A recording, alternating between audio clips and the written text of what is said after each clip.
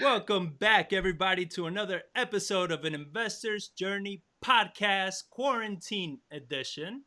And this is our segment of tips from the pros. So, we're bringing on a digital marketing expert.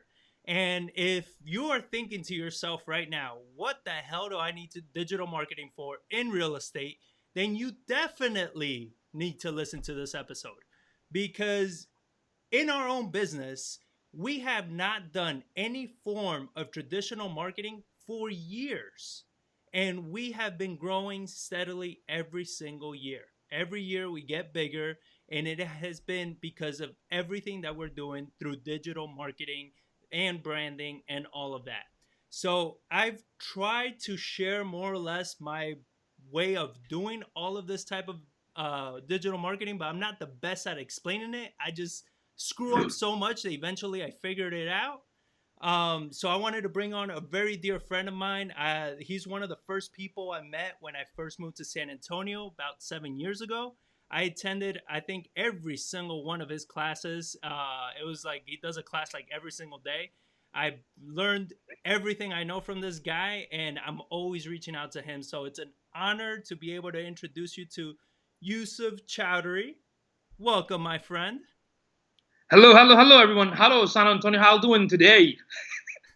Thank you so much for coming. I'm so excited for this. I honestly, and I hope people appreciate the value that you're gonna share, because like I said, digital marketing and understanding how this is so crucial for businesses is gonna blow people's minds. Because if they don't, to me, the way I look at it is, if you don't adapt, you're gonna fail. And this is you need to adapt, right? Absolutely. Thanks, Jonathan. Really appreciate it, man, because people don't realize that we actually live on digital marketing. I mean, everything is connected. Anything from buying food to talking to somebody to closing a transaction, and the technology is like insanely moving fast. Like it's just every day there's a new thing coming up. Right. Oh, 100%. So, how about you share with everybody, what is it that you do? How did you get started in all this? Like, where did you get started, and how did it evolve? Yeah, basically what I do, I hunt rabbits at night and I'm a clown by the day. So no, seriously, I run a digital marketing agency here in San Antonio, Texas. It's called Online Business Owners. It's a full digital marketing firm. So I started this as a hobby, honestly, like back in maybe around 2002 to 2006. Then I took it seriously like in 2008. Then the rest was history. Wow. So, Wow. since So 2002. mhm. My goodness. And what made you go from a hobby to, I'm just gonna, I started making money? Did you like do something for somebody, and they paid you for it? What happened? I mean, how'd you start Just monetizing? got tired of work. Just kidding. No, actually, I mean, this is like even when I was young, I was always like, wanted to be like independent, do something for myself, be more free. But back then, I realized that I have this love for online marketing in general because when YouTube came into the scene, then MySpace, and I was helping one of my best friends from California on how to utilize the YouTube to get like a lot of views and to do marketing, and we were like, wow, we haven't spent a lot of budget in the advertising, but due to the social media, back in 2006 was, kind of exploding, we were able to generate like more than 9 million views. And he sold different products from t-shirt to board games. So I was fascinated by it because it does connect people in a way that you can actually even not just make that connection with your audience or friends and family and whatnot, but you can also monetize it, right? So I decided to basically kind of came through accidentally when we and my friend used to attend a couple of conferences. Some of these small businesses to come to us and tell us, hey, I saw your video on this. I have a dental. How can I use video for the dental? How can I use blogging for my business? So from there, it became like, you know what? We've been getting like 500 emails almost like every week. It became like a full-time job, right? So we couldn't handle most of the emails that we were getting. So then I decided, like, you know what? Let me just go ahead and charge and see if people are going to stop emailing us, right? So that's how it started. That's good. That's good. And what do you have right now? Do you have a whole team set up? Like, what are the areas of digital marketing that you specialize in? What is that service that you provide people right now? Excellent question. So within the digital marketing, even the whole subject can cover so many areas, right? Because people think as an online marketer, you're like a medical doctor, but medical doctor doesn't mean they specialize in all medical field, right? So within our own company, we have a team of 20 directly that work under me. I also have access to a lot of freelancers and contractors, and I also collaborate with other traditional advertising agencies and digital marketers. So that's how the model of the business is, because everyone is working and we get sort of lead from everybody, right? So the service that we provide, it's in web development. Mostly we build website on WordPress. We do search engine. We do all the online advertising services like Google Ads, Bing advertising, all the social media ads, social media strategies, marketing. But one of my true passion is in consulting, training, and teaching. So I do teach businesses how to utilize online marketing. I also train sales team or traditional marketing team in other advertising agencies how to utilize the digital marketing. Okay. Okay. Very nice. So you do it all. Yeah. Well, I mean, when you have a team of 20 people, I can definitely see how you can handle it. So, Yeah. for everybody watching online on Facebook Live, if you have any questions, even if they're particular to your business, drop them in the chat, and we'll make sure to get Yusuf's point of view on them and what it is that you can do. Even if you want to go very technical with any platform or anything that you're struggling with, make sure to drop it in the chat, and we can actually test if he knows his stuff or not. Yeah. So, Hey, if I don't know, I don't know. yeah, that's good. So I want you to explain what is the difference between branding and marketing. Okay, that's a very good question. So think of it this way: branding cannot survive without marketing. Okay. Okay, think about that for a second, because when it comes to the concept of branding, because we have to define it, like, what does branding mean? To most people, to average people, they will say maybe a logo or a color or something like that, right? But branding actually it's more than that. If you're trying to define it, I mean, the way I explain it to to any customers, any audience, that the process of branding, it is something like where your target audience can identify you based on your actions, based on the quality of your service, based on the quality of what kind of information, highly valuable information that you're putting out there. So, for example, let's take you, Jonathan, right? You have this amazing podcast. You do all these educational material to help folks in the real estate investment business, right?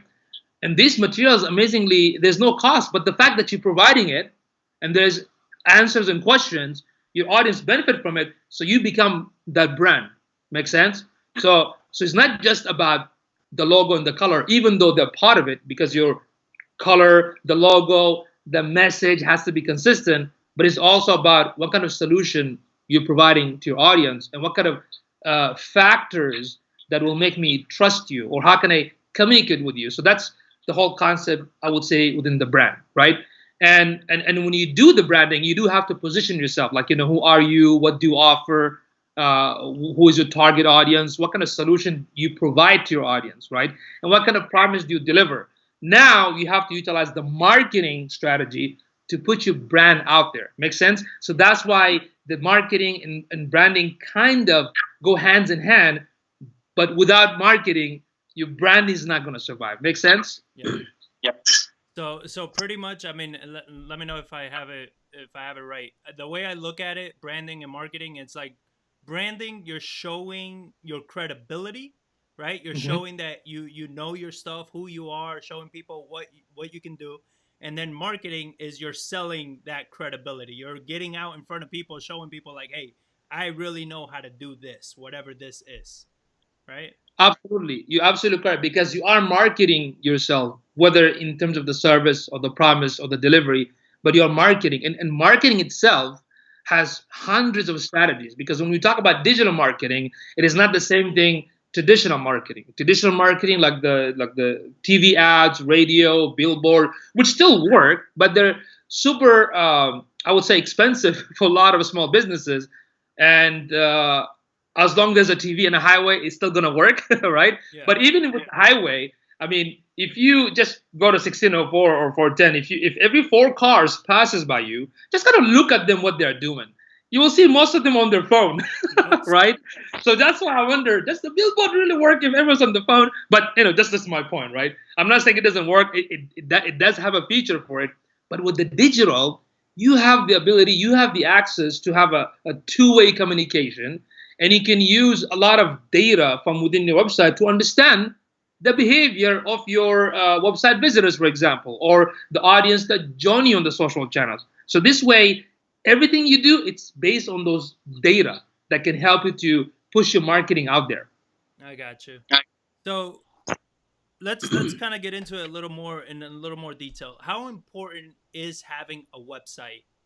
If you, let's say you're starting off, because a lot of the people, especially in the real estate industry, are not taking digital marketing serious, right? A lot of the people that I know that are doing this, there's so many people that I know personally that do a ton of business, and they have no online presence at all, right? So what Yeah. what I've told them is that's gotten you here, but if you don't pivot to let people know who you are, you're going to slowly die off, and you're going to start seeing, which is something that I've seen personally, is people that really don't know shit about real estate have more awareness than somebody that has decades of experience, because people know them and they don't know the person that has decades.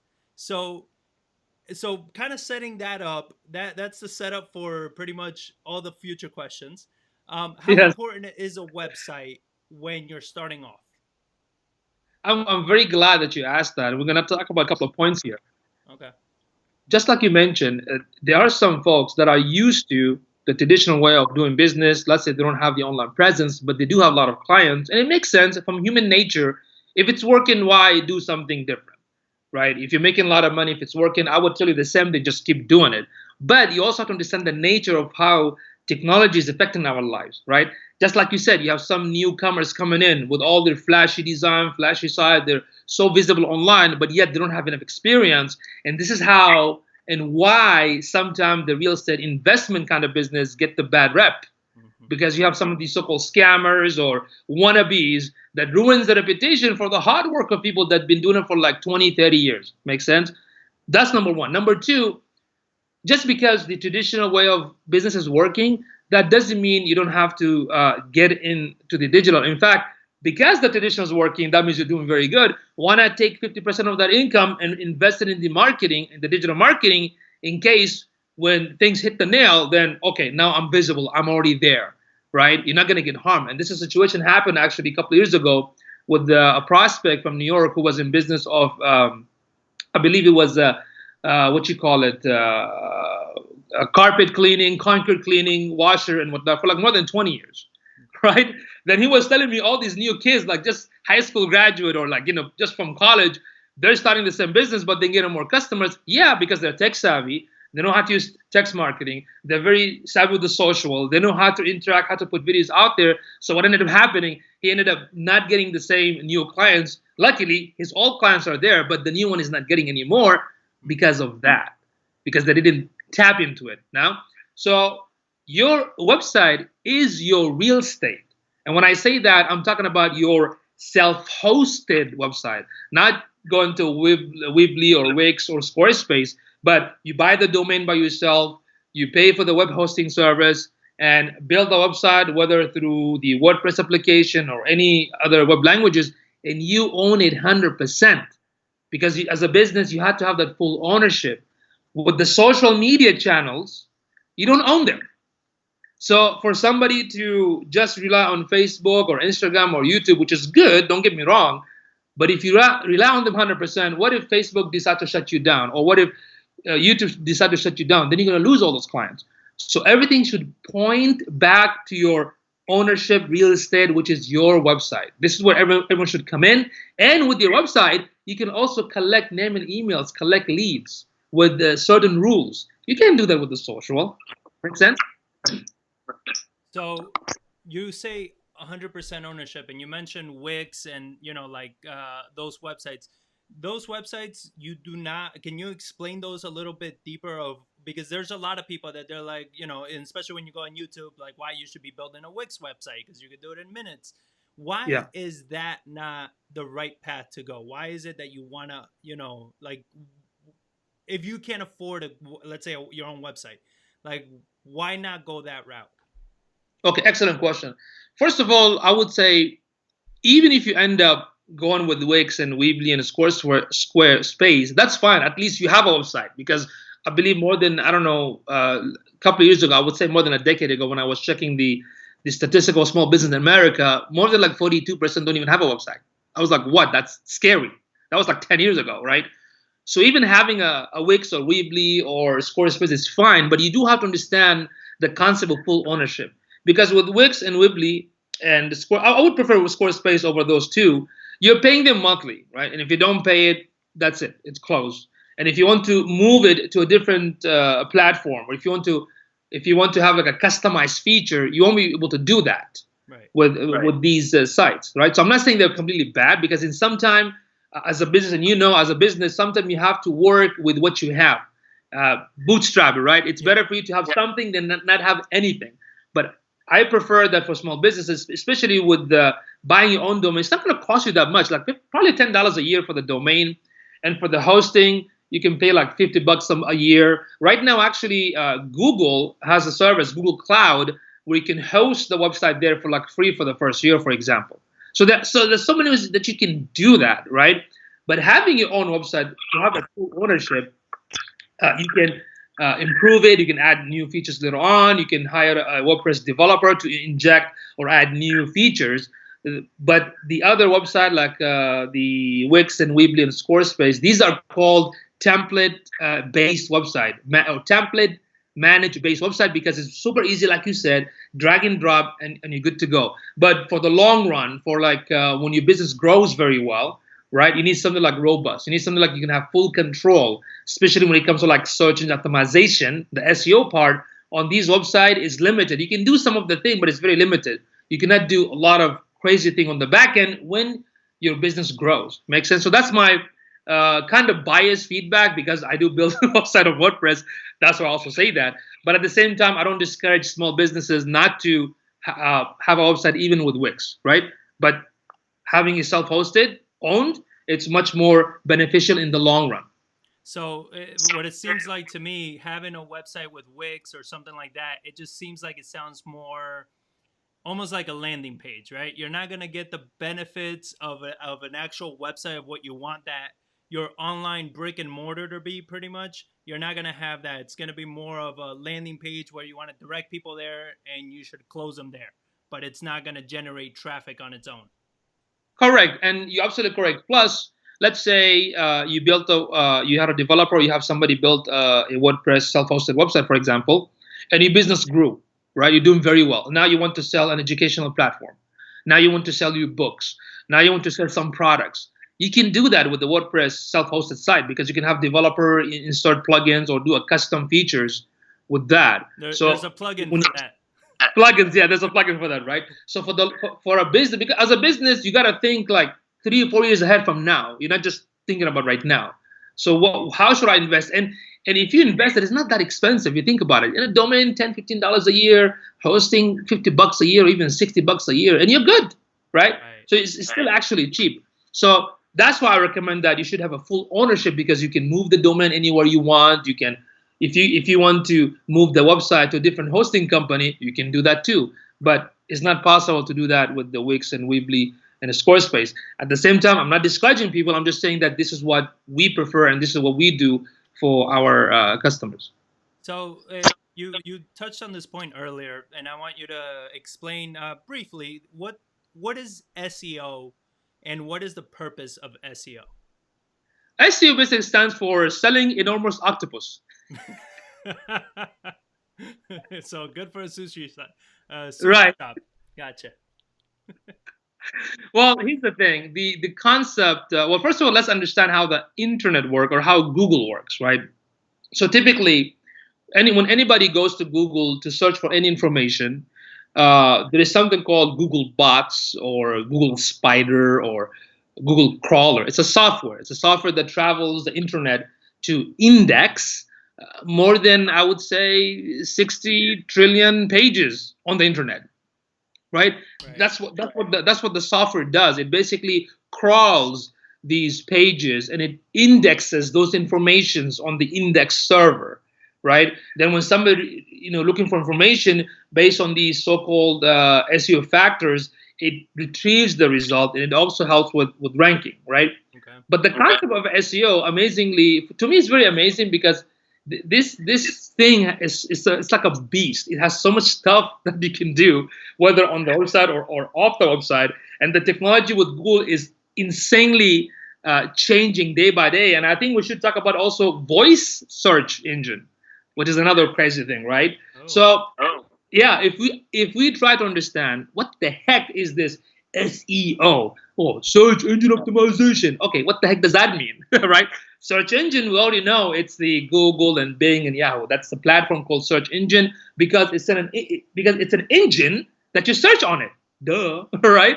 And optimization means that you're optimizing your information, your brand, your website to be basically not just visible, but to get the targeted audience find you.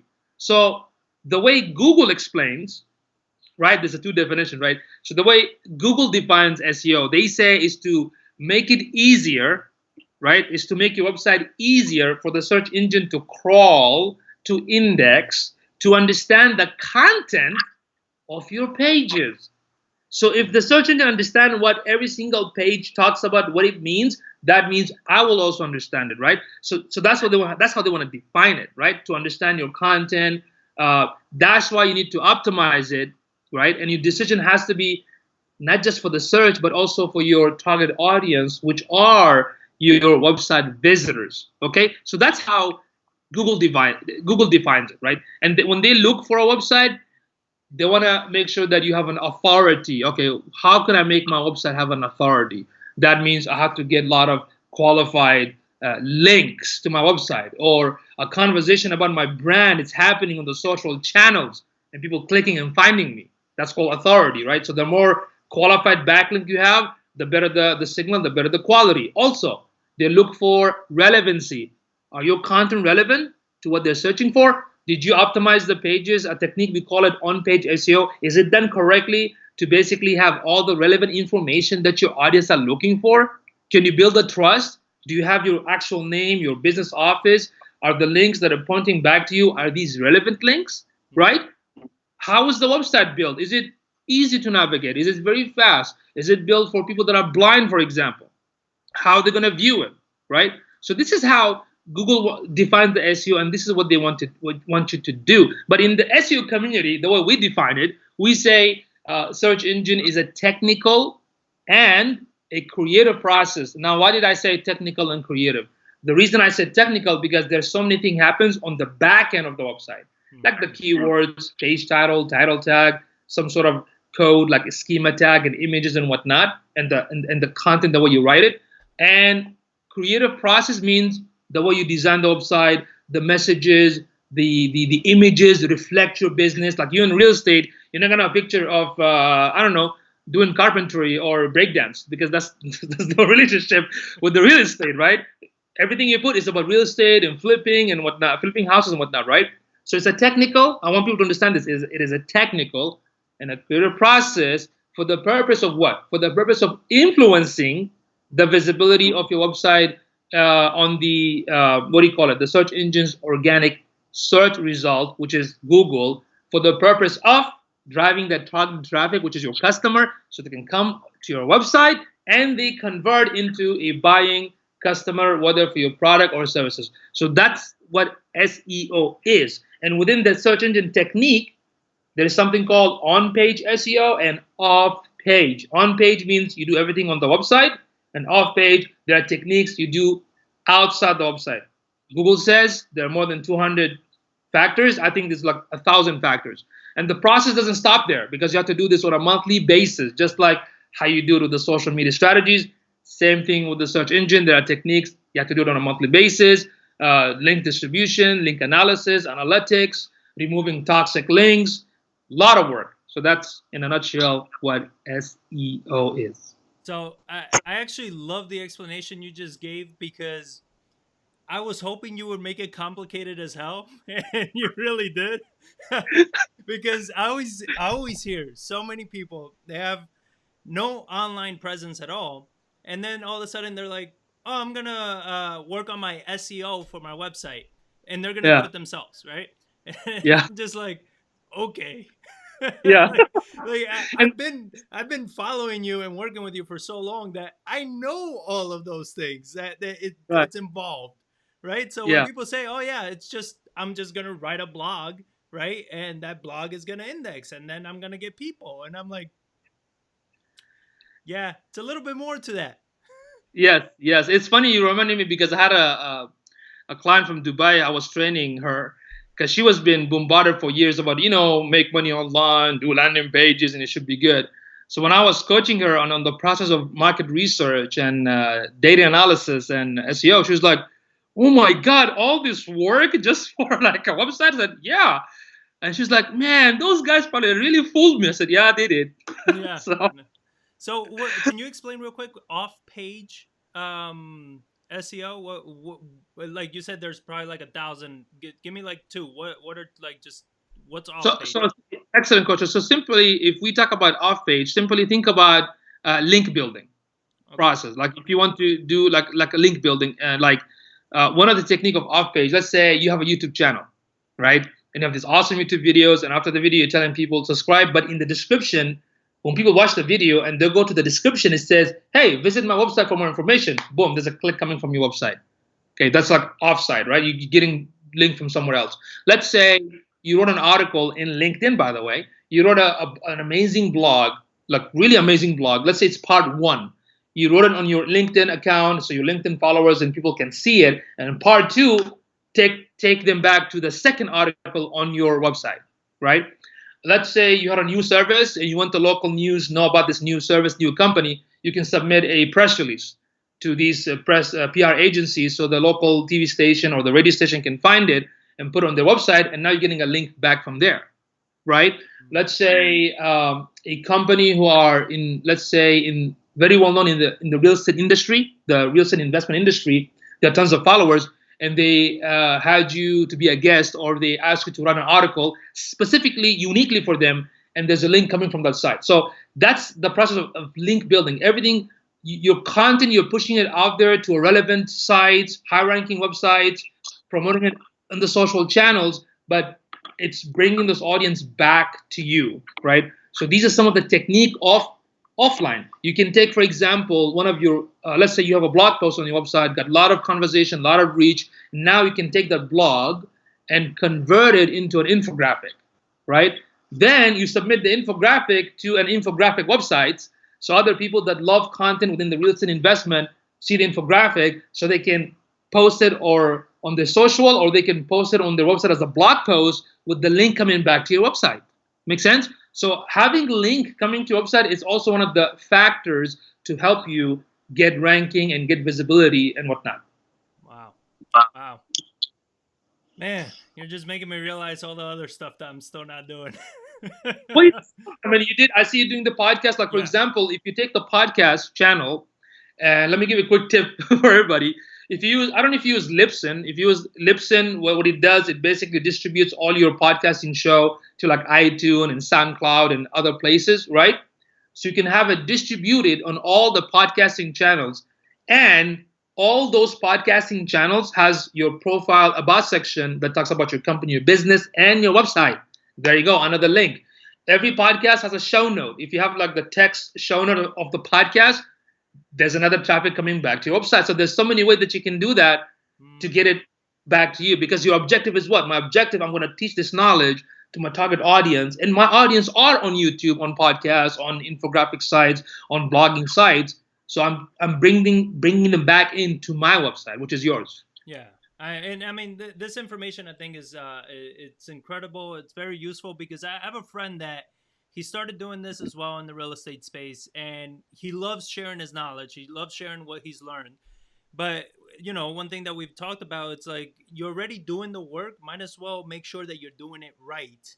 You're putting in all of these steps and everything, so it's not just in vain, right? Like it's not just being done and not really going anywhere. So with that being said, I've had people ask me, what about blogging? So if you're writing these magnificent blogs, Yeah. but you're not working on SEO, does it matter? It's gonna be like a cricket, Yeah. right? Well, here's the thing with the blogging. So there's it's like a catch 22, right? Because the search engine will still grab it anyway. Here's the thing: when you have a website, okay, that doesn't have a page that constantly put material, the bot's not going to come back again index any more information. But if you constantly put content, but remember, you don't want to put the content for the sake of content. You want to put a content that your audience actually looking for it. Like the content has to be so good that they're going to share it, they're going to comment on it. Make sense? Yeah. So what you do in terms of blogging or writing a news article, the first thing you have to do is that understand that this technique that you talked about, blogging, can help you with search engine ranking. It can help you with establishing your credibility as an expert, right? Mm-hmm. It can also help you with maintaining your online presence because your content keep going out there on a consistent basis.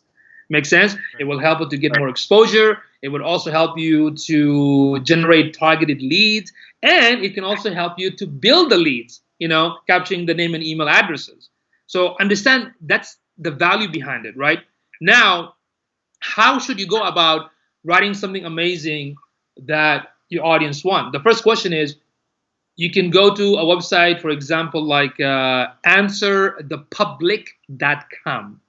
If you go to the answerthepublic.com and type real estate or real estate investing or selling homes, you will see all these popular questions. And by the way, Answer the Public is attached to Google's people also ask database. So it's basically getting from Google. So this tool, it will show you like anywhere between 50 to like probably 200 questions that your customers are asking. So why not write an article or a blog for something that my audience already asking for it, right? And when you click on those questions, it will take you to Google. Then it will show you what kind of content showed up, what kind of website showed up. So this will give an idea. Oh, okay, so they're asking about this. These answers are great. I have my own take on it. Let me give them the answer from my perspective, or take some of these sites and put them on your blog as an external reference link. Make sense? So you have to do the search, and that's how it works. So this is just one idea, right? So when your customers search for information similar to what you're writing, once they find the article or the blog, they're going to read it, they're going to enjoy it, and guess what? Because they're enjoying it, right, they're going to dig deeper onto your website to find for more information, right? And that's what the trust builds up. That's where the buying process also happens. Wow. Do you see what I'm saying? Yeah. And in order to do that, you also have to make sure that you have some sort of lead capture, like using MailChimp or MailerLite, right? But you also have to make sure that every website out there should have two free services, which is Google Analytics and Google Search Console, because Google Analytics will give you the data, like where the traffic is coming from, how many minutes they're spending on which pages are most popular, or what's the 10 top pages. Are they coming from the mobile device or a desktop? If the majority coming from the mobile device, that means I need to make sure the website is super mobile friendly, right? Any changes I make on the website, not because I feel like it, I'm changing it because the data shows me what's happening on the background, right? So that's why you all need to have this, the analytics and the search console. When it comes to the topic, like I said, use Answer the Public, check out BuzzSumo. You can go to any Facebook groups within the real estate industry and look at the questions that people ask and use those as a content. When you attend any event for real estate investment, write down all those questions, right? Look at anybody's else live streaming channel or podcast, take this question to come with an idea, right? Because most people will blog about like industry information, company news, the causes and new product and services and tutorials and promotion, that kind of ideas they're going to talk about it, but utilize this technique to write something amazing. And make it your own, right? I mean, I don't think that there's really any original idea really out there anymore, right? It's just and even for myself, there's a lot of stuff that I put out there that I'm not the only one that said this before, right? It's just that I'm putting my own take to it, because sometimes people like, for whatever reason, they like hearing me say it, right? Because I curse a lot, or I That's what you're mean, a worker, man. yeah. So, So uh, you're absolutely correct because I'm going to share this with you because even in my industry, bro, I mean, digital marketing is oversaturated. Let's just be honest. I mean, it's like a dime in a dozen. Even when the social media so-called experts were increasing 10 years ago, they're like dime in a dozen. So sometimes you feel discouraged, like, man, the information is already out there. That's true. But guess what? Nobody knows that. You know it. And your audience don't know that. So if they hear it from you, why not? Right? right. So keep pumping those material that can really benefit your audience, man. Yeah. No, I've been honestly shocked how many times I meet people and I'll say something and they're like, "Oh, really? I didn't know that." And I was like, "Really? Like how did you not know that?" Right? Cuz to me it was common knowledge, at least I Right. would think, but to them it wasn't. It was all new information. So you can't assume that people already know these things, right? And for all you know, I mean, they might want to hear it from you, right? Instead of hearing it from somebody else. Yeah, it's like a blessing in disguise, man. I Yeah. mean, there's still people who don't know, and that makes me smile because I can still teach them. I mean, even in 2020, I'm not kidding. There's still so many things people don't know. So that's why this marketing business or the digital marketing, it always going to be essential and live. It doesn't stop. It's like 24/7. Right. So going back one last time to SEO, real quick. Yeah, Does the size of the blog matter? They say size doesn't matter, but the size of the yeah. blog matter. And that's a man. You ask a lot of good question, man. Think of it this way. Just think for a second logically, because we're all logical people here, right? If you write two paragraphs and the word only real estate is there, do you think Google gonna send you a bunch of traffic for those two lines? Hmm. It might not because there's not enough to index, right? But if you write more content, that means that the crawler is going to go through every single word and it's going to index them. So technically, the more information, the more viewers, the more traffic, the more link traffic. Make sense? Yeah. Now, when it comes to the size of every blog, I recommend that if you're going to write one blog, I recommend not to write less than 300. If you write 300 or more, better. Now, based on a lot of studies, specifically one of my favorite tool and company called Ahrefs, they did some studies and they found out that a blog or a content that's anywhere between 1,000 to 2,000, they get most of the traffic and ranking because it makes sense because they have more information for the bot to index. So it's logical, right? So that's why you will get more eyeballs. So even if you hire a good, let's say, digital marketing or SEO agency, when you hire them, they probably have different packages. Or let's say I want to rank for 10 keywords locally. These are high relevant key phrases for my business. I want to rank for them. And they'll do that. They will help you. But using a third-party tools like SEMrush or Ahrefs, eventually you will find out that you've been ranking for like probably 1,000 words. So as a business, don't you want for every relevant key phrase you customer type, you show up on their face? Of course you want that, right? So I tell businesses, don't let the size of the content scare you. Think about, I'm going to take this opportunity and write something amazing and putting it out there, right? Because I want my audience to learn from me and to be educated and build that trust and also build the business. Make sense? So I would say not less than 300, maybe 300 or more. But if you ever have any detailed content that can take like 1,000 or 2,000, go for it, right? So if you have something that could take 1,000 or 2,000, but you say 300 is enough, do you recommend Many, taking that 2,000 and break it to 300 and then you have more blogs? Well, that's a good point. That's a good point. You can do that, or you can have the 2,000 in one blog post. It's up to you, right? You can play with it. So let's say you every week you blog anywhere one blog per week, maybe like 500 to 600 words with image and videos and an external link and internal link, nicely done with the header and everything, with the sharing button and comment section. Fine. Every week you put a blog that's between 400 to 600. Maybe once a month, a 2,000 word blog or even 1,000 word blog. But think of it this way. Don't think of the number. Psychologically, think about, you know what, I'm going to write something, right? I want to put all the information here that my customer need, then go back and see how much you wrote. If you're more than 300, you're good. Okay? So don't worry about that. Yeah, because what matters when you write the content, you're writing it for your audience, not for the search. Because what happens psychologically, what people do, they want to do it for the search engine thinking they can get the help, but they miss the point because now their content don't look like humanly readable. You know what I mean? It's like robotic. You don't want to do that because the search engine is so smart right now. So you don't have to specifically use that particular word every 100 word, right? You can twist it. You can have a diversity of it. Like, if I'm in the golf business, golf field, golf clubs, and golf carts, and the search engine can understand that because the technology with the algorithm is so smart. In fact, I think last year, they were talking about this algorithm update called BERT. So BERT right now, this algorithm like Ernie and Bert from Sesame Street, right? So this new update is only been pushed to like I think 10% of the internet. So what it does, if I'm from Brazil, if I'm saying like traveling to USA need visa, and because I'm from Brazil, the search engine understands that it's going to show me the U.S. embassy and exactly to the visa page, versus before it will show me a bunch of articles about how to get a visa. So it's like an artificial intelligence, they call it like a rank brain. So the AI now tries to understand what you're actually asking for, so it can give the proper information to the searcher. Does that make sense? Yes. So yes. Yeah. Man, yeah, there's a lot of work with SEO and everything. And what do you recommend when you are doing the research and everything? Do you recommend, if you don't have the time, to hire somebody to write the content for you, or do you think it's best that you put the effort into writing the content yourself?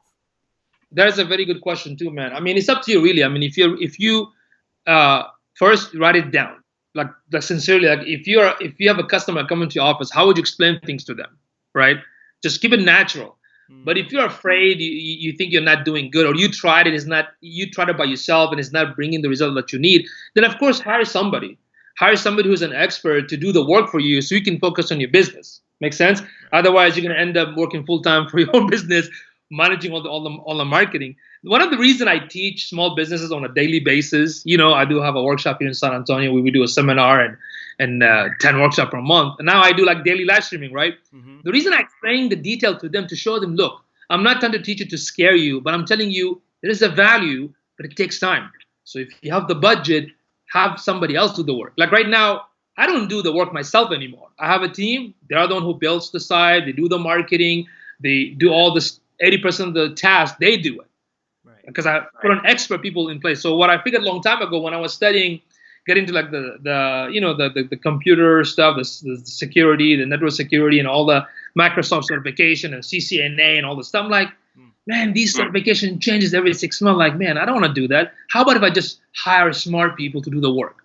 And that's it. I hire people that are smarter than me, right, to do all this thing. Really, like I give my team so much freedom in project. It's not even funny. Some of them even get mad at me, right? They yell at me sometimes. It's kind of sad. But I respect them because there's some project they're really good at, right? So I tell them this client wants this. Okay, do your thing. This client wants this. What's your thought on it? Do your thing. And because they know what they're doing and they're smart about it and they feel like they have a full ownership, the result always comes great. Versus like you just want to shove down on them exactly something that you don't know what they're going to do, right? So always hire an expert or delegate your tasks, because that way you as a business, you will spend 100% your effort on the business itself because that's what you're good at, right? The other stuff is good to learn them. It's good to try it by yourself. And if you can do it, go for it. But if not, you're noticing that the time is not matching your deliverability for your clients, then yeah, hire somebody else or hire me and we'll take care of you.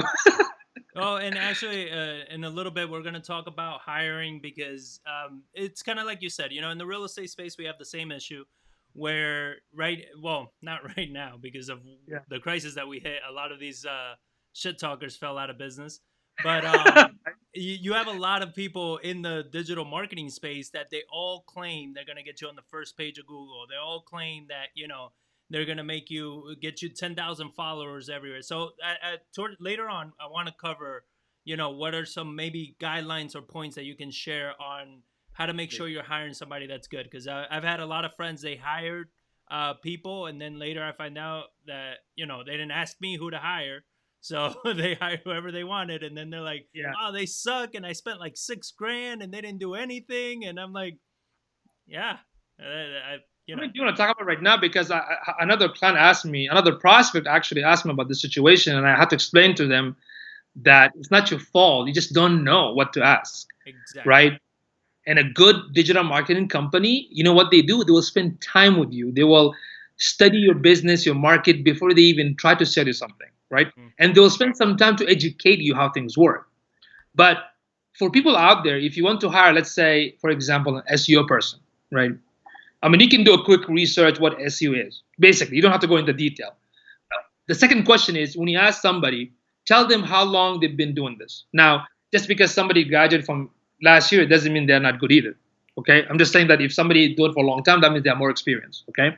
Secondly, have them explain to you, and this is for everybody right now to know this. Ask them what's the difference between on-page SEO and off-page SEO. And the reason I'm saying this because I was shocked to see some big agencies, not gonna mention their name, that they were, providing such service to clients and they do charge monthly, but they only did the on-page. That's not right because the on-page is only done once.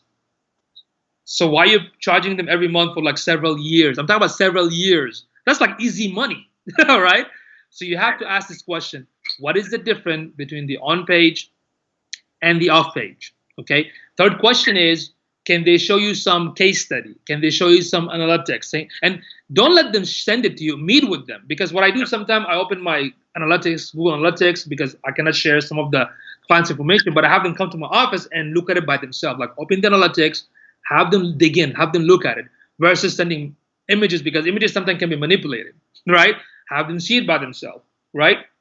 And also ask them, how long does it take to get the targeted traffic to rank? If they say 24 hours organically, you better run. Okay, you can run with your car. I'm gonna run with my camel. So basically, the good company will tell you there's no guarantee. It might take, based on the niche, it might take 6 months, 9 months, 1 year, but you can see the work. Ask them, do they provide monthly simplified report? Do they communicate with you on a monthly basis? Ask them, do they spend an hour to educate you how things work, right? And also ask them, what kind of, what does SEO mean to you? If they say, oh, SEO mean to us to rank you, wrong. If they say SEO mean to us to get you the targeted traffic to your website so they can convert into paying customer, you hire them. Why? Because ranking is not enough. I mean, you can optimize for keywords that nobody look for, and you're going to end up being on the first page, but it's not going to bring you any customer. Right. Makes sense? You have to ask them this question, like, what does SEO mean to them? If they say ranking first, they're not experienced. If they say to focus on target audience, to focus on conversion, to study the behavior of the website, then the ranking will be the last thing. Because, of course, ranking on the first page, it what brings the traffic, right? They have to explain to you what's the difference between, you can ask them, are all traffic equal? Yeah. And they could say, no, not all traffic are equal. There's some targeted traffic, there's spam traffic, right? There are crappy traffic. You see, these are some of the questions you need to ask to basically find the right person to help you. Right. So that helps tremendously. So then what is the expectation somebody should have when they're starting, let's say, SEO, before they actually start ranking on the first page of Google? Because that's what's sold to everybody, right? It's ranking on the first page of Google, and we can do it in 30 days, or I've seen people saying, we can get you results within 30 days, 60 days. Like, what is it realistically? Okay, here's the thing. I'm glad you asked an amazing question, man. That's why you've been coming to my classes. All right. Here's the thing. Now, is it possible to be on the first page of Google within 24 hours? Yes. How? Through ad, not organically. When you run Google Ads, yes, you're going to be on the first page of Google on the ad area.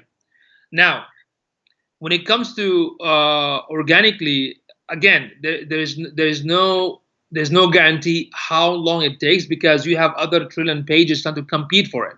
So the expectation would be it will take several months, right? We don't know anything. Like when we start, we usually start with 6 month minimum. Yeah. Once they see the result, then we'll continue, because some of our clients rank within 3 months, some of them 8 months, some of them 1.5 years, some of them 6 months, right? So there's no proper expectation, because that's the ethical person can tell you that. The one that say, hey, we can rank you, there's no truth behind it. They just basically want to sell it to you. Make sense? They're not spending the time, because it takes a while. Like, for example, just to do a keyword research, it will take like probably 2 or 3 hours. Right. Just to do another market research, it might take us like another 2 or 3 hours. So does that make sense? So there's no actual number that you can have an expectation for. Make sense? So that's why an ethical digital agency or SEO agency will tell you that it will take some time. Now, here's another thing. Before jumping into the SEO, a digital marketing agency like myself or any good agency will ask you a question like, okay, Mr. Customer, what do you actually want? Like, for example, why do you want to rank on the first page? If they have no answer, then they don't know what they're talking about. Right. Just because somebody told them, right? Because ranking doesn't mean it will bring you the sale. People don't know that when your website, it's going to shock you, when your website goes on the first page, right? Let's say you have the ad area, and this is the first link on the first page. You know how many percent of the click you're going to get? It's only like 39%. The second link gets like 15% on the first page.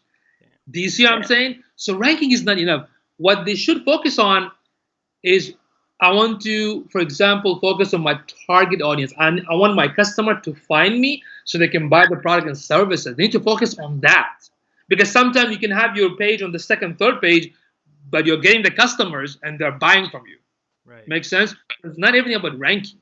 It's all about ranking and conversion. And when the website visitors, when they come to your website, there's a whole other strategy on how to convert them. Because your target audience, we call this buyer's persona, right? When the buyer's persona come to your website, now there's something called buyer's journey. What does that mean? That means I'm taking them to my website in a strategic way. There's a call to action to basically hook them in and get the information. And if they're not interested, I'm going to take them to my testimony page, the project I worked on, more proof, then another call to action again. Because that call to action is my money-making machine. This is what's going to help me generate income, right? So the way you build the website, there's a whole strategy behind it too, So that's why ranking is not enough.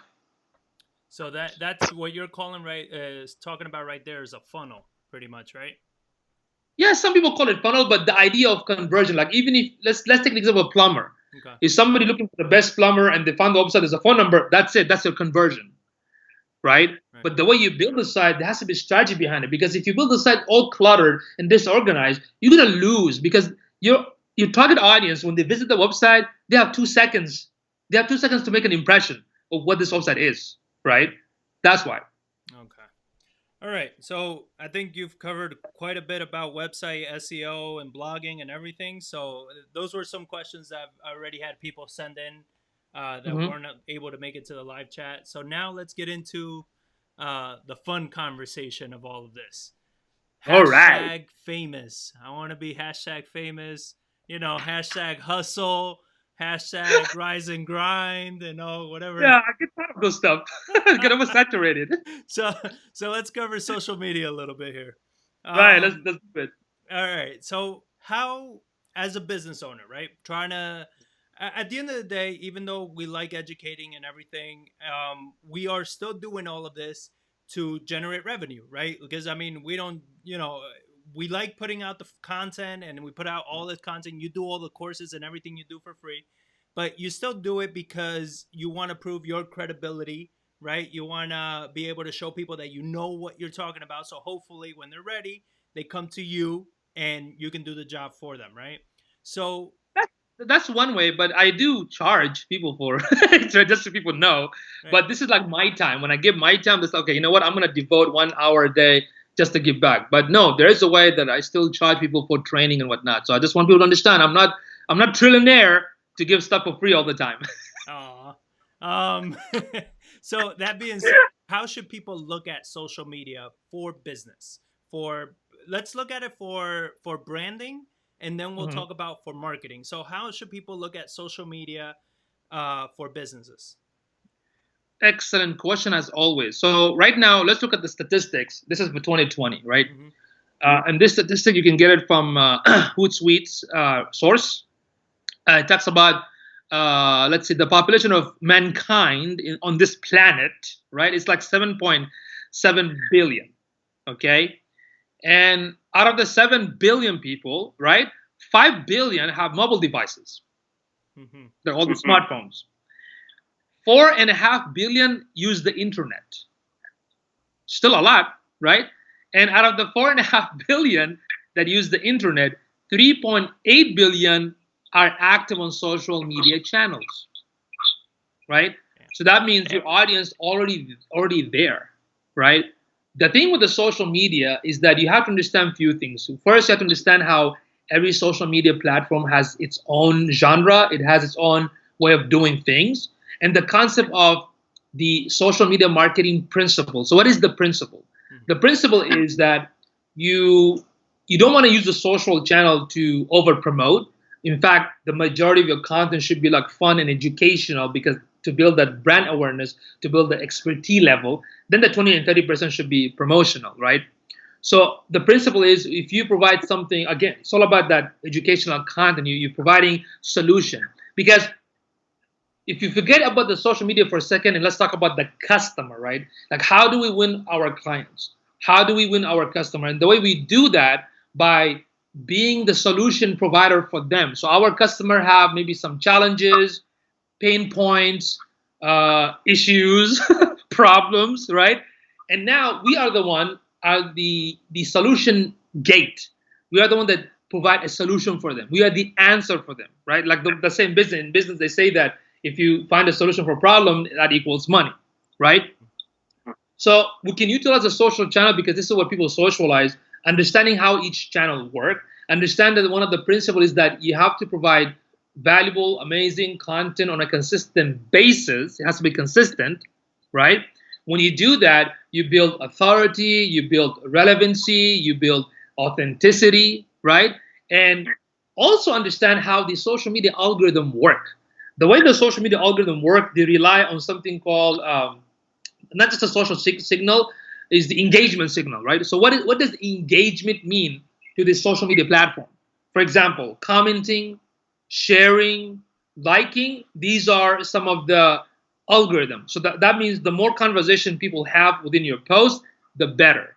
The more people share it, the better. The more people like it, the better. Make sense? Yeah. So that's what you need to understand. There's a different platform. Here's the principle, and I gotta promote myself out there. Now, these are organic, and just like SEO, it takes time to build. You're not gonna open a Facebook account and next day you're gonna make millions of dollars. It takes time. So the social media marketing, from the terms of organic ways, it will take you a long time. Now, the good news is, even with the social media platform, like Facebook, Instagram, LinkedIn, and Pinterest, and now TikTok and whatnot, they have an advertising feature. And this is a great opportunity for every business. In fact, real estate people are lucky because specifically for Facebook, they have a special category just for real estate.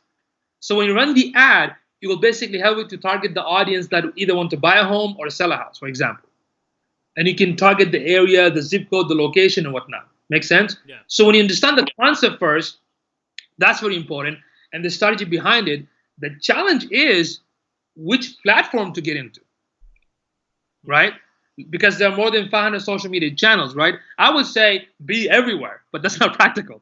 And the reason I say be everywhere, because again, you're a business person. If your client exists in TikTok or Snapchat or Facebook or YouTube, you want to be there, right?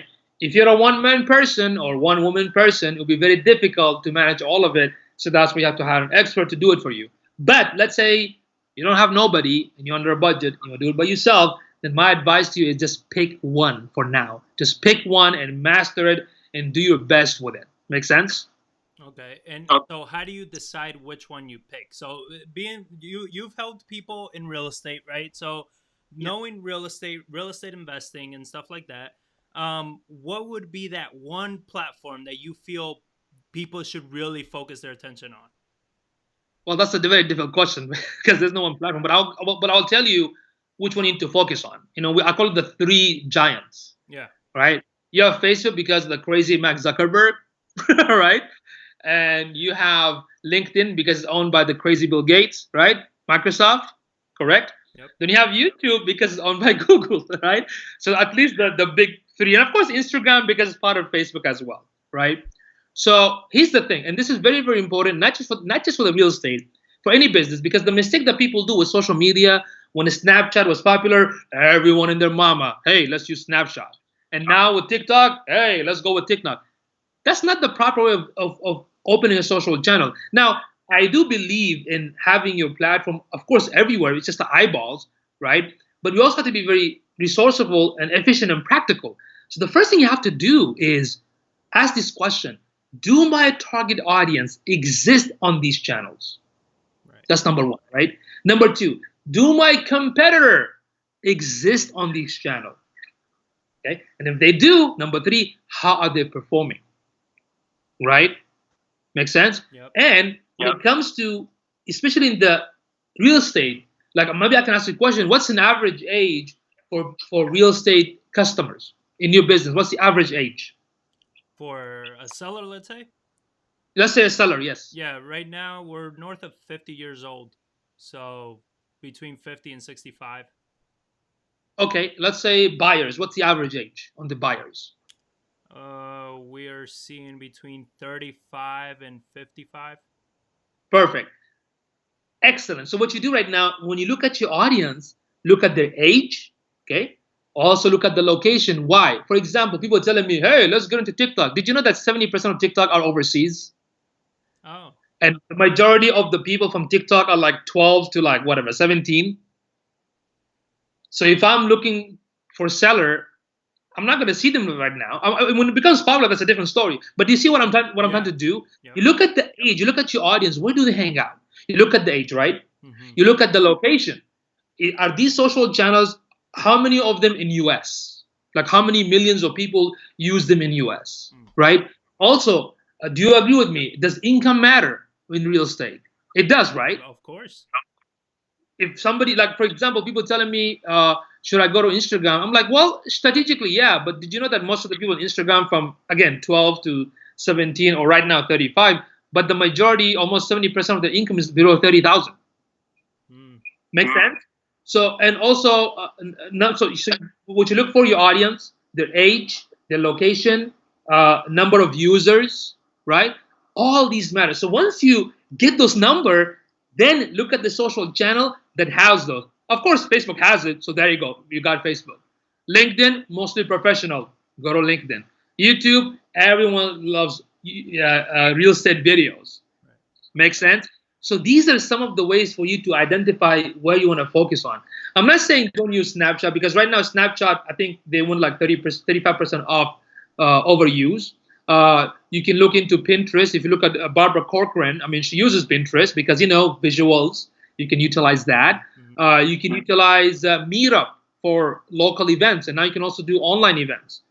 And of course, as a real estate industry, you can also have an account with Active Brain and Trello and Zillow and whatnot as well, because you want to distribute yourself everywhere. But at least when you decide to, and this is for any business, when you decide to pick any platform, look at the audience. Of course, TikTok right now might not be the first place. I'm not saying don't use it. If you have the time to use it and distribute your redistribution means you make it once on YouTube, but you make several of them anywhere else. That's called like diversification, right? You're diversifying your content. You can do that. But if you think strategically, no. If most of my audience are like 50 or 35, I'm going to stick with Facebook or LinkedIn or YouTube. Why? Because in TikTok, young people are there, and Instagram, yeah, maybe I can utilize Instagram, but do you understand what I'm saying right now? Like where I'm going with this information, like the proper way to decide which social channel you want to pick on. Because if you're picking a channel that most of your audience don't hang out there, then you're gonna basically waste all your time, pumping content. Right. So it's very, very important that you do not just the research on what that channel's biggest demographic is, but you need to figure out what your avatar looks like, right? What does your client look like? So I think where that's important is you saw the numbers that I gave you, how they're different from seller to buyer. So Yes. do you recommend for, let's say, real estate investors, or let's say a real estate agent for a better example, do you recommend that they have one page to dedicate to both sellers and buyers, or should they create one for sellers and one for buyers so they can keep the information separate? I mean, what do you think of something like that? Yeah, that's a very tricky one, because I've seen some clients that are actually doing very well with having both, and some didn't.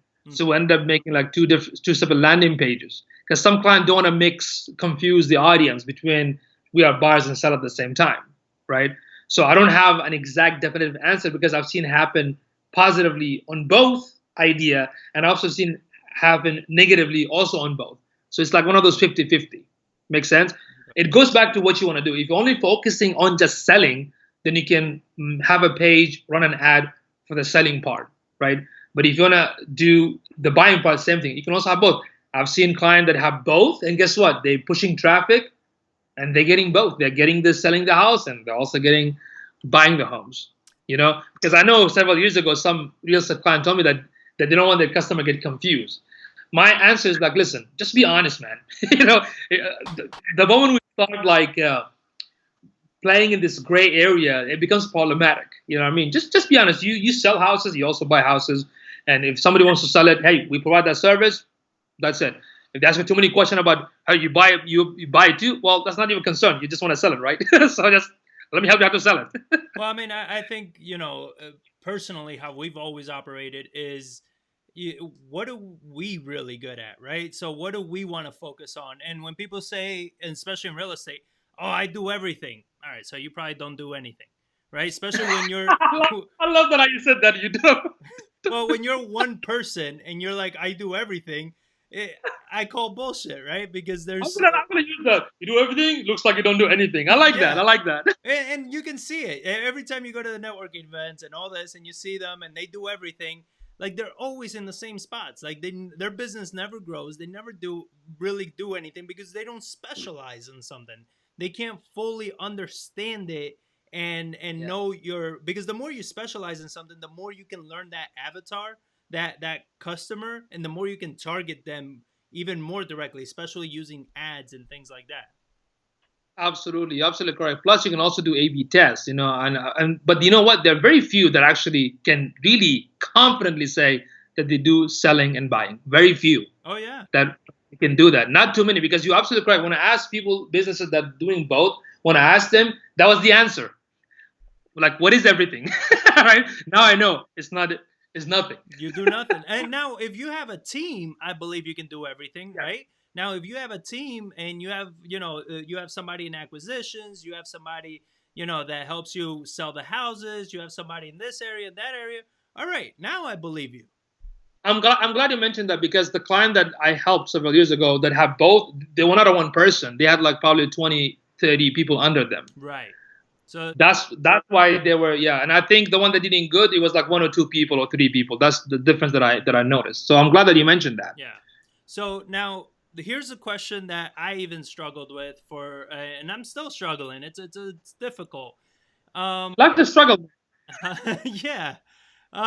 What is it better to focus on? Is it better to focus on your personal profile or a business profile? So even on Instagram, on Facebook especially, you have your page and then your profile.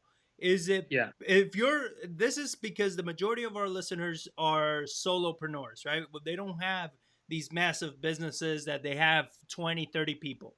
So as a solopreneur, you're doing all this thing yourself. Should you focus solely on your personal content, or should you create a business page and focus on that? That's a very beautiful question, and there's so many points that we have to talk about this, right? Yeah. It goes back to the original question, which is the branding. Okay. So if you have a company, like I have this situation, I'll be very honest with you. Like, my company brand only has a Facebook page. That's it, right?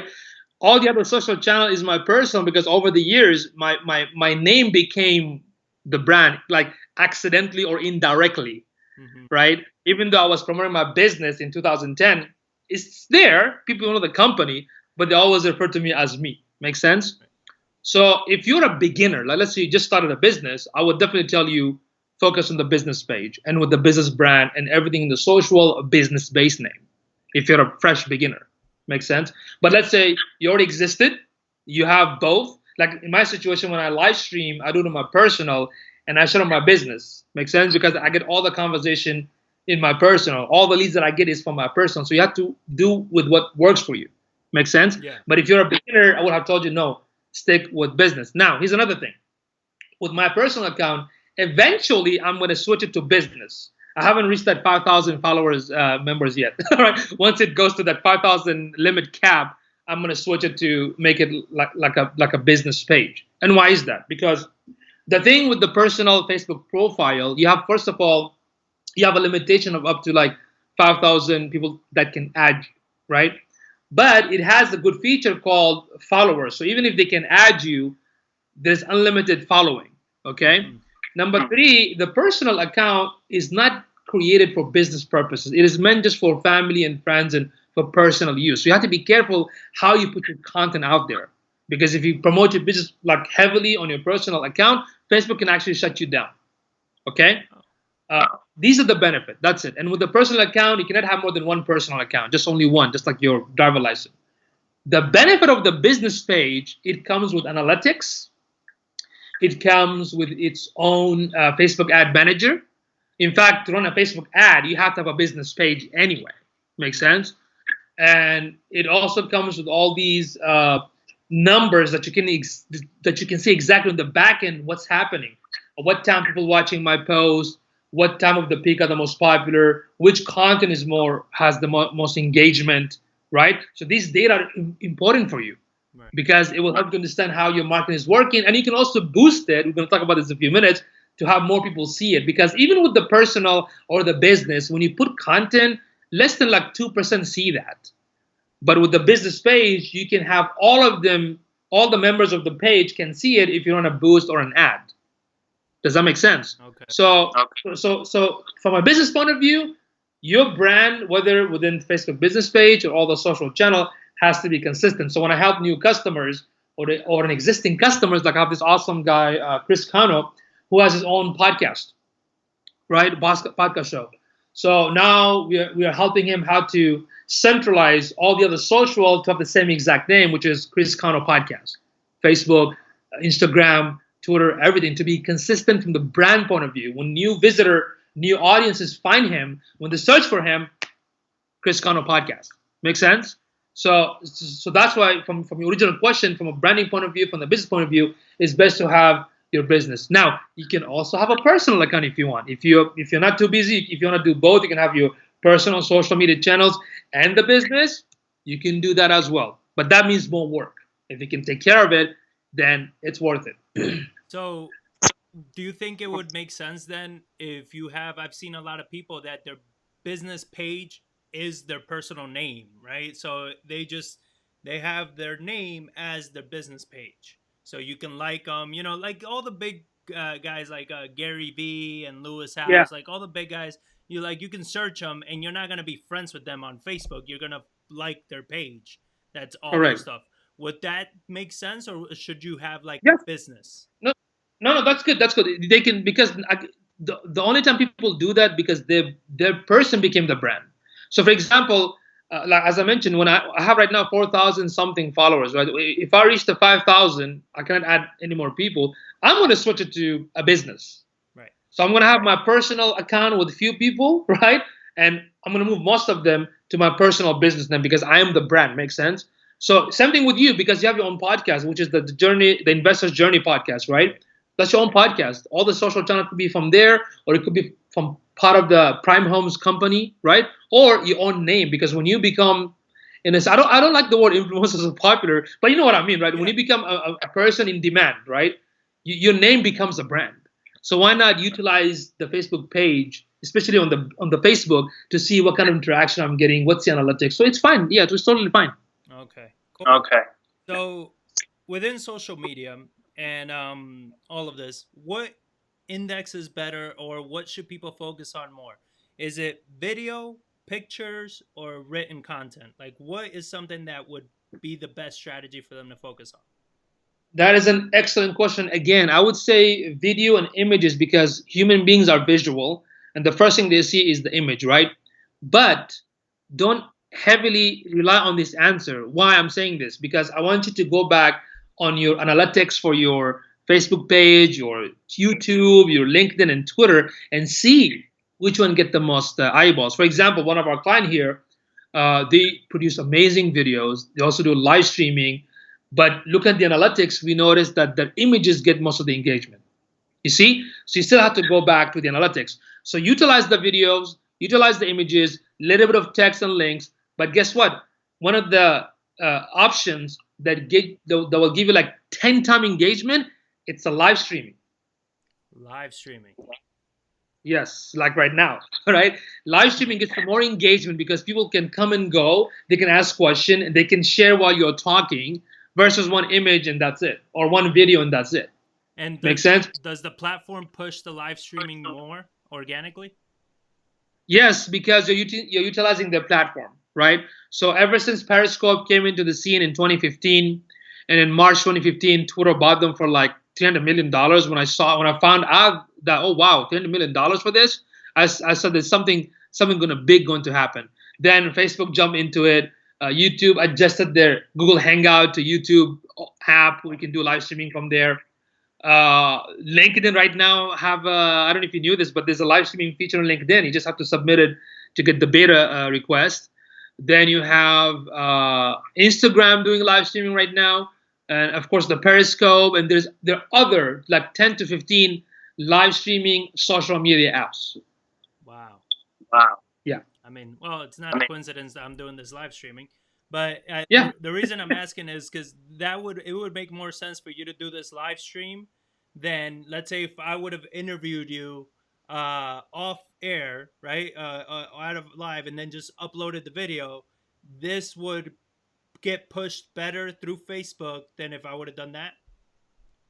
Yeah, because you are utilizing the platform, they're gonna start showing it. In fact, if you upload the native video, let's say you have a video, you upload it to YouTube, and if you upload it to Facebook directly, then Facebook gonna get you more views because you're using the platform.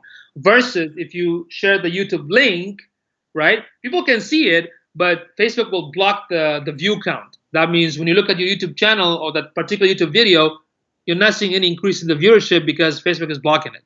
And it makes sense because it's their platform, you know? Right. That's funny. Freaking Yeah. Facebook. Facebook groups. Should people waste time creating a Facebook group, specializing in their niche? So let's say Yes. if we have investors that are looking for sellers, should they look at creating, let's say, a sellers Facebook group where you try to get more sellers and educate them and stuff like that? You got the answer in your question. Yes, absolutely. Because one of the cool thing about the groups is that constant interaction. People go in there to learn, engage, and just make sure when you create the group, make sure you have the rules that people need to follow, like not to spam and whatnot. And recently, I don't know if you knew this, but you can have like Facebook Messenger. You can have multiple people videos in Facebook Messenger now, right? And you can utilize the Messenger on the group. So you can do like a messenger to several people in the group, and all of them can be live, just like Zoom on the group itself. Make sense? No, I didn't. So yeah, and you can have the group if it's a private, you can keep it as a private for like a special membership. You can keep it closed, but if you want people to find the group, then you keep it as an open or public group, right? So yeah, group is super powerful if you use it properly and strategically. Of course, it brings what it needs, because I follow a certain group that I'm learning from in terms of digital marketing. There's some group that offer jobs. There's some group like you said in real estate, right? Of course, group is very powerful. Okay, very nice. So somebody asked me. I was trying to look for the question, but they were pretty much stepping into Facebook ads, right? And ads in general. They asked what is a good return on your investment for how much you spend to the lead you get back. Now, I know that it's very hard because it's subjective to what is that lead worth to you, right? I mean, what is that lead going to generate? So can you talk a little bit about Facebook ads or just ads in general, like the analytics? What do you try to look for when you're gauging them? Well, the thing depends on what the client wants, right? Because Facebook ad has like 15 categories. So there's some ad where you can get more views for your videos. There is an ad where you can take the traffic or the visitor back to your landing page. There is another ad that if you're selling a product like an e-commerce, specific ad for that. There is an ad if you have a mobile app that you want more download, specific ad for that. There's also another ad called Facebook lead ad to capture leads, right? So it depends what the customer wants. That's the first thing. Secondly, we have to ask the question like which area you want to target. So let's say for selling homes, right? Which area you want to target? what's their age group, who is your audience, and whatnot. Once you log into the Facebook ad manager, you can go to the Facebook audience inside and do the research. Like, select San Antonio, top real estate, investing, selling, and see how many people are interested. Their demographic information shows up, gender and income and whatnot. Then you go to the Facebook ad manager to create the account and you put your money. So whatever money you put, Facebook will tell you how many eyeballs, how many reaches this ad will show up if you invest this much. Make sense? Yep. Then that's how you do it. So let's say if I invest 1,000, there's a possibility of generating 100 leads, right, for $1,000. Okay, you got the 100 leads. Now it's your job to convert, right? That's you. I don't have to close it by talking to the customer. So in the advertising niche, right, most of us, whether it's Bing or Google or social media, we say on average there's a 2 to 3% conversion. That's like in the market, like everyone will tell you that, right? That's like the majority, because it takes 10 times or 10 clicks for somebody to actually become a lead. Wow. Does that make sense? Yep. They have to click 10 times to become a lead. So that's the average, 2%, 3%. But that doesn't mean all the clients are going to have the same number. We have some client that got like 10% conversion, some of them 20%. It depends. So that's why you have to do that A/B test. You have to run it, because at the end of the day, your audience will decide. And once you get those leads, now you have to figure out how to convert them. Make sense? Yeah. I mean, even that 2 to 3% with what a lot of people are using right now for marketing for real estate leads, they're getting a lot less than 1% return. So even the 2 to 3% is pretty high. I mean, I would definitely be happy with a 2 to 3% return on my money for doing those ads. So so you got to test, right? When you do an ad, you got to test if you're hitting the right demographic, if, how it's converting. Is there a minimum amount that you should be testing with, or a minimum time frame maybe that you should test with? That's a very good question, and really depends from niche to niche, like from niche business to different business. But when we hire our clients, we qualify them, we always recommend that you should not spend less than $1,000 a month. Wow.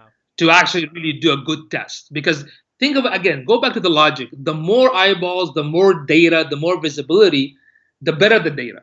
If you only spend like $5 a month, how many clicks are you gonna get? Or even 100? Not a lot to rely on the data. Sometimes if you put things strategically, the more numbers can give you better information. Like, for example, right now we're helping this awesome client for a seminar next month, online, of course. After the research and everything, their goal was to at least get 200 leads. Okay, we did the research, we looked at the number. To get 200 leads, they have to spend close to possibly $3 to $5 grand for like 2 or 3 weeks, right? But they don't have that kind of budget, so they want to try with 2,000. So with 2,000, there's a possibility that we might get like 100 roughly, right, based on our estimation. The good news is the week hasn't even finished yet, and we already got 96 leads, and they got close to 1,200 money left. So we're actually bringing them more than we expected. Make sense? So that's a very good news for them, because the research is one thing, running the ads is something else. So our estimation is based most on analytics and data and whatnot. So sometimes we'll see great result, and sometimes it's not delivering what it wants, right? But for most of our customers, the one that were very successful, the majority of them did not spend less than 1,000. They spent 1,000 or more. I have some clients that spend like 10,000 a month on ads. Right. So talking about that, we have Anita Ortiz asks, do video ads do better than strong image ads? Do you have a preference? Excellent question, Anita. So here's the thing. There's no preference. That's the cool thing about Facebook. It will give you the option to run the same ad with images, with videos, carousel, and guess what? Story. Now you can have the video on the story. You can have an image on the story on Facebook and Instagram, and you can have all of it. And that's how we run it. When we run ads, we don't just stick to one image. Why? We notice in some clients, image do much better. And some clients, video do much better. So that's why you have to go back to the analytics of the ad manager and find out within a week which one is bringing more viewership, more reach, more conversion, more leads.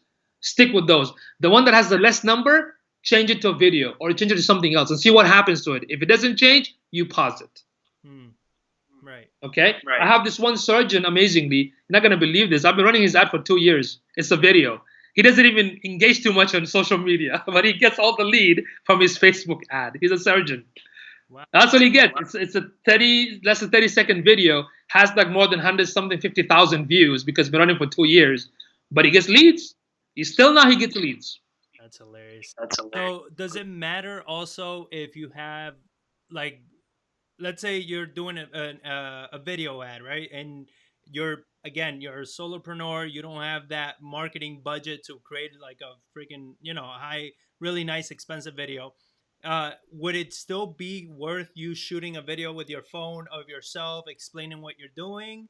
Or do you recommend, like, no, if you're going to do an ad, it needs to be professional? Like, does the quality of the video, or even on the image question, does the quality of the image, like, does it need to be like some professionally designed image is going to do better? Or is it the quality of the content that matters?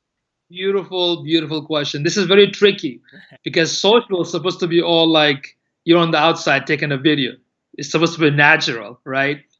Professional, of course, is like an eye catch. I mean, people can notice it. Oh, it's professional. So it can basically both can work. Again, you go back and test it.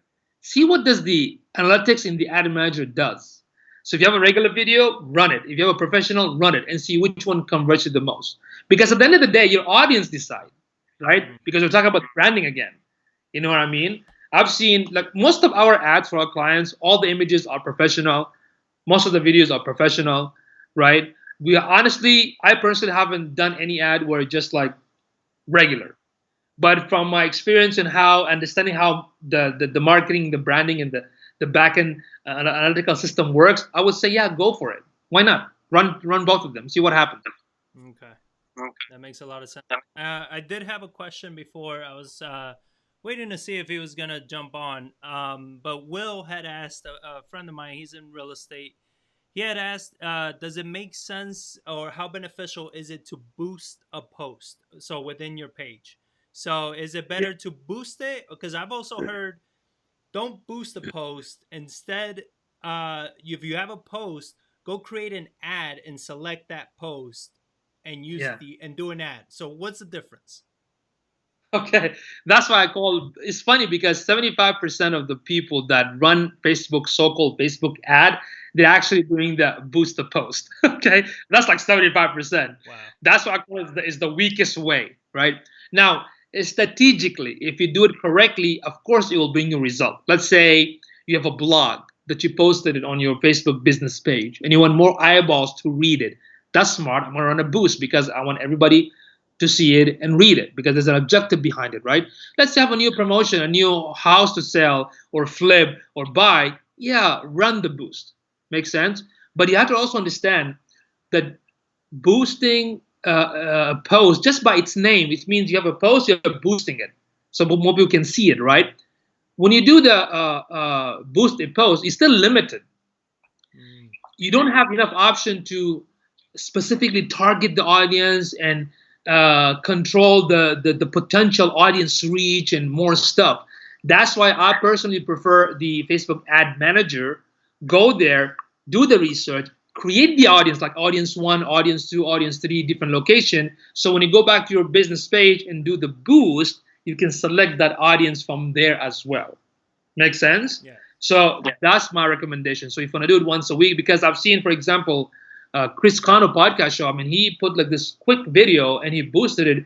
He got a lot of views and also like 300 comments and sharing conversation. So it works if it's done correctly, right? Some people, like a lot of businesses, they just boost anything. Like somebody have a video of a food and restaurant, they boosted it, no call to action, no copy, nothing. I'm like, what does that do, right? Yeah. So try to be strategic. If you're posting on Facebook on a daily basis, maybe Friday is the time you need to boost one of the content, because the cool thing about the boosting is very affordable. You can put like $20, $30, and all the people probably going to see it, right? But be very strategic on how you're going to boost that, right? And go back to the Facebook ad manager and learn as much as you can, utilize the backend, because it's more powerful from there, because you can decide the image, the copy. There's so much stuff you can do. And if people want to learn how to run Facebook ads, go to facebook.com/blueprint. Facebook has a free course, shows you everything on how to run all types of categories with all kinds of strategies. So make sure you learn from there for free. Slash. So Facebook teaches you how to do all this.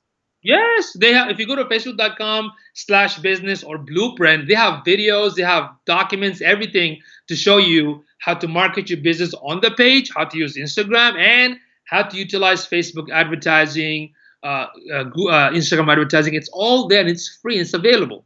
That's hilarious. Yeah, That's really good to know. yeah. All right, so we had a question from Ophelia. She asked this earlier, but I was waiting for this part of the show to bring it up. But she says, if a real estate newbie such as me does not have any social media or websites, what would be the best thing you recommend to get at first? I would say the website, to be honest. Website first.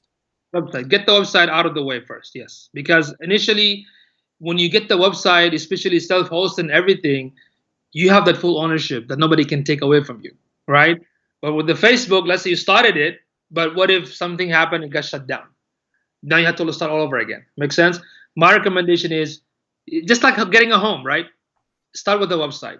Everything gonna point to that because the website gonna have that presence. Then from the website, slowly add the social channels, then all the other stuff, step by step. The thing with the website, because in real estate, it depends what kind of real estate you are. If you're like a realtor, then you have to make sure you have the IDX and Right. what do you call it? The those plugins. And then Facebook, I'm sorry, WordPress has those plugins that you can pay and utilize it.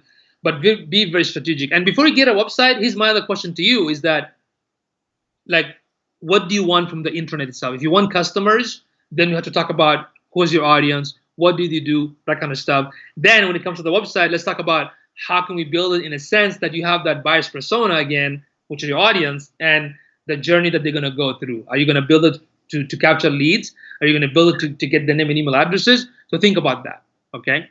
No, that makes a lot of sense. I honestly, I always thought, it might make sense, especially because of how much sometimes websites cost to build, and to maintain, and people tend to overthink them so much. Um, Yeah. I'm like, at least get on Facebook and start putting information out there, that at least your stuff, and join groups and start commenting and sharing your knowledge. What do you You think have about to that? correct. No, no, I agree with you because I was just about to say that because the most important thing is like just do it. Right. The thing is, but at the back of your head, understand that what's the priority. Even if you can't do it today, don't let the complications stop you. If I said yes, get the website first. If you can't do the website, don't wait. Do the Facebook, do the Twitter, do the YouTube. Makes sense because since we're all connected through social media anyway, you have to let your friends and family know that hey, I'm in the real estate right now. If anybody needs help, you need to put yourself out there even like that. Right. Makes sense? When a startup company a couple of months ago, has a couple of friends came in with this idea about how they want to do like a gas delivery, right? So they're gonna come to your house and they fill up the tank for your car. It's not a new concept. Facebook does it at their headquarters, right? So I told them, and when people have no experience, I don't. Probably my friends watching right now, they're gonna make fun of me. I don't care. I'm gonna make fun of you all. So the thing is, and I told them, if you focus too much on the complication and how to and all this thing, you are never gonna start, right? Yeah. So the idea that I gave them said, listen, you all have friends in Facebook. Just let your friends know, hey, I'm gonna start delivering gas. Who wants a gas today? I'm gonna buy it and bring it and fill up to your car and give me some testimony on social media. Start from there. If you can start from the basic, why you wanna go to the hardest part? Yeah. See, that's thing I don't get it. That's why there's some folks that again I'm not disagreeing with them. Like, if you want to build a studio, you gotta get all these lights and camera. I'm like, look, you got your phone. Start doing the videos right now. Get the audience, get the test, see how they're doing, how they get attracted to you, how you're building the audience. Then start investing other stuff. Because the most important thing, especially to me, that's why I'm like more like a bootstrapping old school thing. Just take action. Whatever you feel comfortable that you can do it, do that, right? Don't let anything to stop you or because this is difficult. In reality, yes, like Jonathan said, it might be difficult, but let me grab something. So I hope I make sense from that Oh yeah. perspective. I mean, I've had people that they come to me and they're like, but I suck at doing videos. I don't want to make videos, and I'm like, then don't. What are you good at then? you know, and if you suck at everything, then go get a job. I'm sorry. Like, I don't know what the hell to No, tell. that's really true because one of the reason if you go to yusufchowdhury.com, that website is kind of half broken for a reason. Because I want to inspire people like sometimes when I even go live online, I just grab my laptop and hook it up. I'm live, right? This is my client's office. It's nice, right? I want to inspire people like, look, don't let these things stop you. And I see this all the time, man. Like, I didn't produce the video because I didn't put the light in my studio. I didn't put this. Just do it. Yeah. Just do it. And perfectionism what kills people actually. Just do it, and that will release you from that stress. Now you can do slowly more, and eventually, when you get enough audience, when you generate enough income, then go professional. I'm not saying don't do that, but then go professional. Again, at the back of your head, understand the reality of the digital marketing, the importance of ownership, understand that in the back of your head, but at the same time, whatever you can do, go for it. Well, Even when people say I only have Facebook, I don't feel I don't what should I say? Like, I'm not lowering their value. I'm glad that they did it, even though it might not be the ultimate business like proper decision. At least they did that. Now I'm gonna come and tell them, okay, now here's the next step. Since you took the step to make a Facebook, guess what? Let's help you to build a website at least right now. Make sense? yeah, no, it makes perfect sense. And that's probably something that I think, like, as this friend, he asked me too, like, what's the best hardware to get for shooting videos and for doing this. And like I told him, I'm like, don't dwell on that information right now. First, figure out even if you like doing it, right? Because they wanted to start interviewing people, or another friend wanted to start a podcast, and they're already thinking about all the gear to get. And I'm Yeah. like, seriously, the headphone jack that you get with your phone and talking into your phone is more than enough. That's how I ran my podcast for, I don't know, almost a full year before I even did anything. I started with that because it's like, I'm not going to spend money on this if I hate it. Right. And I see a lot of people, they do that. And especially like when I'm buying stuff for my setup, I always go for used stuff because it's people that like, yeah, I bought this camera because I was going to start blogging and I've just never used it. So now I'm selling it. Yeah, it's funny because there's one blogger, travel blogger, was telling me I need to buy this camera. I'm like, dude, you got freaking Android, it has the best camera, right? But that's the problem with these people. They are like so caught up into it has to look good. Look, your audience are not graphic artist critics. Yeah. All they care, remember, how do you build your audience to solve a problem? Even if you speak from your freaking bathroom, but your content is great, they will watch it. Yeah. Okay? I could give an example. This awesome guy, Cherico Pottery. This dude, all he does, the pottery. Yeah. He does. There's a music background. He got like 1,000 views. He got the link of the website below the live streaming, and he sells all these cups. Not too fancy. It's not perfect. It's just like a regular pottery studio. Right. With his phone just at him, and he's looking at the thing and throw some words of wisdom and nice music background. Like this, Yeah. It's So, the quality of the content. yeah, you can see the passion that he loves it. Yeah. And this is another mistake what I've seen a couple of years ago, people investing like 15,000, 10,000, 19,000 to be a coder. They graduated and they hate it. Right. Like, why? Oh, because there's a lot of money. See, that's another problem. Yeah. Well, they were gonna do it, and they were gonna make like $120 an hour. So that's why. And now they come out of coding school, and no, you don't know what the hell you're doing. Right, because all the coders and the programmers that I hired, they love what they do. One of my amazing, Camille, she's amazing. Freaking, she codes from her iPhone.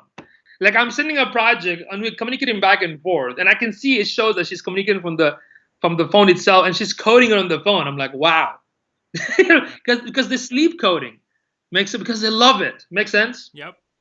So I had one last question from somebody, and then we'll start wrapping up. I want to see how you answer this one. So they're asking, as a business owner, how much time should you dedicate to digital marketing? Well, we spend 50 hours a month per client. Yeah. So that's my answer. Yeah.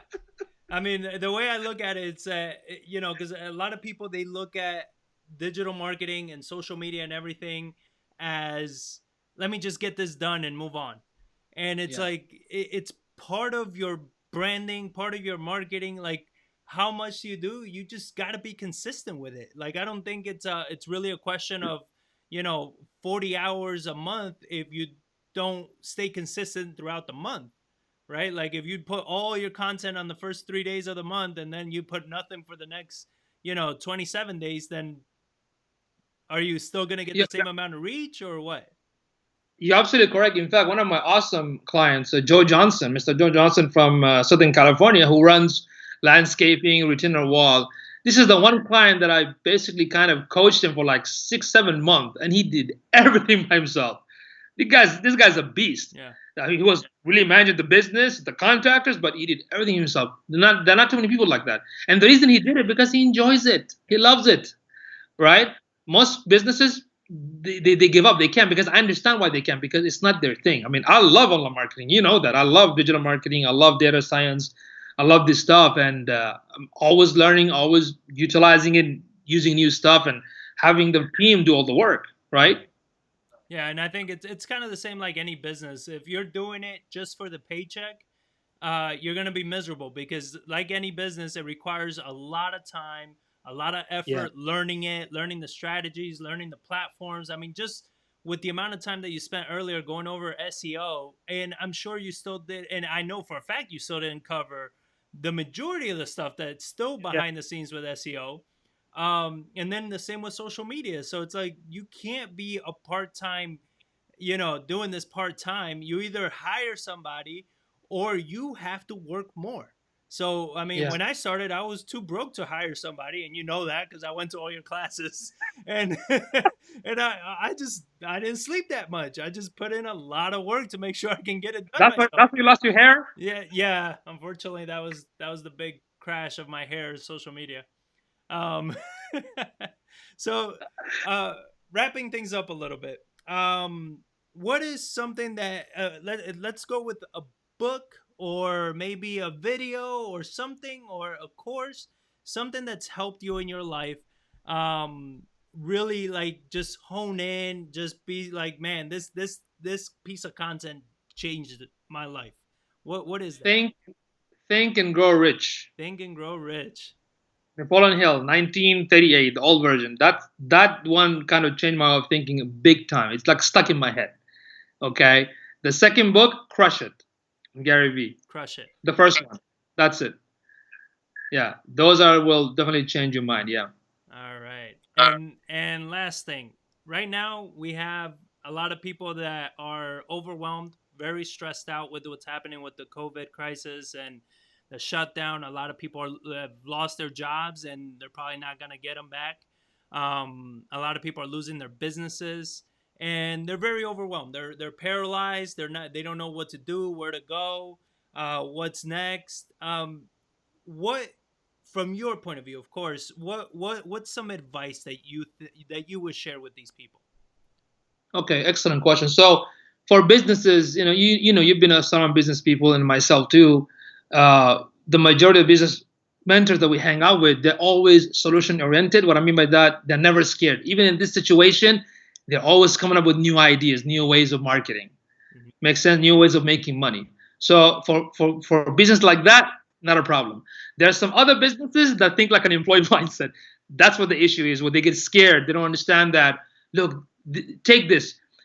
I don't like to use. I don't even call myself an entrepreneur, to be honest. I call myself. I'm a guy who just run a business, right? It's a very heavy term to claim that sort of title. But for our mindset, we always take risk. The hardship actually makes us to be more creative, to come with a new solution, and not the opposite.